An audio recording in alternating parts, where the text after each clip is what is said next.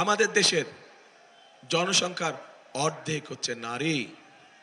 এই অর্ধেক নারী সমাজকে আমরা যদি পিছনে ফেলে রাখি, সাথে না নেই, তাদেরকে যদি অর্থনীতির অংশে পরিণত না করি, তাহলে কোনোভাবেই দেশকে সামনে এগিয়ে নিয়ে যাওয়া সম্ভব নয়। সম্ভব হবে? হবে না।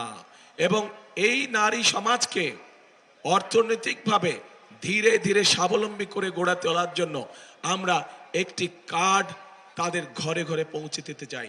প্রত্যেক গৃহিণী বা প্রত্যেক মায়ের কাছে আমরা ফ্যামিলি কার্ড নামে একটি কার্ড পৌঁছে দিতে চাই, যেই কার্ডের মাধ্যমে আমরা প্রত্যেকটি পরিবারকে এটি কোনো দলমত না, দলমত নির্বিশেষে সকল মা, সকল গৃহিণী এই কার্ডটি পাবে।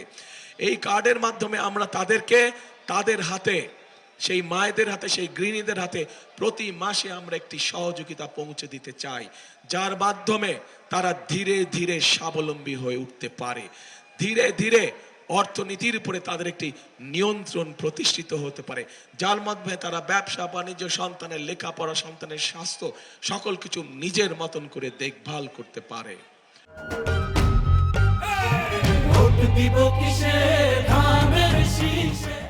প্রিয় ভাই বোনেরা, শুধু মা বোনদের জন্য নয়, শুধু তরুণ সমাজের সদস্য বা যুব সমাজের সদস্যের কর্মসংস্থানের ব্যবস্থা নয়। আমি একটু আগে কৃষক ভাইদের 10,000 টাকা পর্যন্ত কৃষি ঋণ মওকুফ করার কথা বলেছি।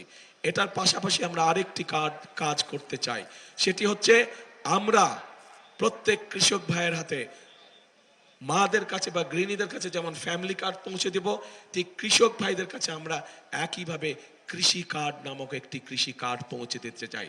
10,000 টাকা কৃষি লোন যেটা, ওটা তো মওকুফ করবই, এই কৃষি কার্ডও পৌঁছে দিতে চাই। কারণ এই কৃষি কার্ডের মাধ্যমে, ফ্যামিলি কার্ডের মাধ্যমে মাদের হাতে, গৃহিণীদের হাতে যেরকম একটি সহযোগিতা পৌঁছাবো, কৃষক কার্ডের মাধ্যমে আমরা কৃষক ভাইদের কাছে তাদের জমি অনুযায়ী আমরা অন্তত একটি ফসলের সম্পূর্ণ বীজ, সার, কীটনাশক তাদের হাতে তুলে দিতে চাই, যাতে করে তাদের নিজেদের উপর অর্থনৈতিক চাপ একটু হলেও যাতে কমে এবং ধীরে ধীরে যাতে আমাদের কৃষক ভাইরা আস্তে আস্তে অর্থনৈতিকভাবে স্বাবলম্বী হয়ে উঠতে পারে।